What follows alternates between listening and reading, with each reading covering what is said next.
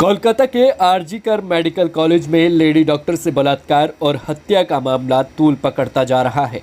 इस प्रकरण के विरोध में रेजिडेंट डॉक्टरों ने देशव्यापी हड़ताल शुरू कर दी है। इस दौरान ओपीडी, इलेक्टिव सर्जरी और लैब में कामकाज बंद रहेगा। डॉक्टर्स स्ट्राइक पर उतरकर इस घटना के खिलाफ अपना रोष व्यक्त कर रहे हैं। घटना के विरोध में इस गुस्से की ज्वाला दिल्ली में भी देखने को मिल रही है। दिल्ली के डॉक्टर्स में भी खासा रोष का माहौल देखने को मिल रहा है। इसी कड़ी में सोमवार को दिल्ली के रोहिणी स्थित अंबेडकर अस्पताल के डॉक्टर्स ने एक कैंडल मार्च निकाला। इस कैंडल मार्च के माध्यम से डॉक्टरों ने न केवल घटना का विरोध किया बल्कि अपना आक्रोश भी दिखाया। साथ ही दिल्ली के साथ देश भर में डॉक्टरों की सुरक्षा की मांग भी की। कैंडल मार्च की पंक्ति के अंत में इस घिनौनी वारदात का शिकार हुई डॉक्टर को पुष्प अर्पित कर श्रद्धांजलि दी और 1 मिनट का मौन धारण कर वारदात की शिकार हुई डॉक्टर के आत्मा की शांति के लिए प्रार्थना भी की गई। इस दौरान डॉक्टर्स ने हाथों में तख्तियां लेकर नारेबाजी भी की और घटना की निंदा करते हुए डॉक्टर्स की सुरक्षा की मांग की। इसके अलावा इन डॉक्टर्स का साफ तौर पर कहना है कि इस घटना के आरोपियों के खिलाफ सख्त से सख्त कार्रवाई हो। साथ ही सभी डॉक्टरों ने कहा कि जब तक डॉक्टरों की सुरक्षा नहीं तब तक काम नहीं। ये तो अविश्वसनीय है कि हम कभी सोचे भी नहीं थे कि ऐसा कोई इंसिडेंट के लिए हमें ऐसा कोई कदम उठाना पड़े कि ये जो शर्मनाक इंसिडेंट हुआ है ये पहले तो बात होना ही नहीं चाहिए।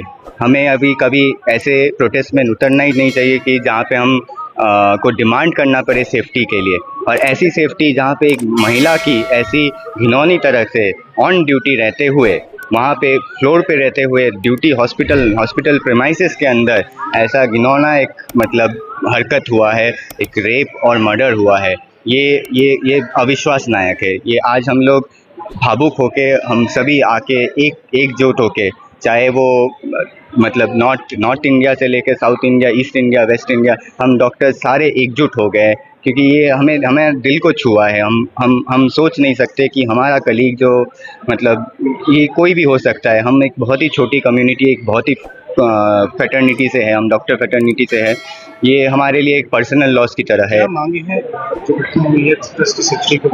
हमारी मांगे बहुत दिनों से रही है कि सेफ्टी की इशू के लेकर हमारे मांगे बहुत दिनों से रही है।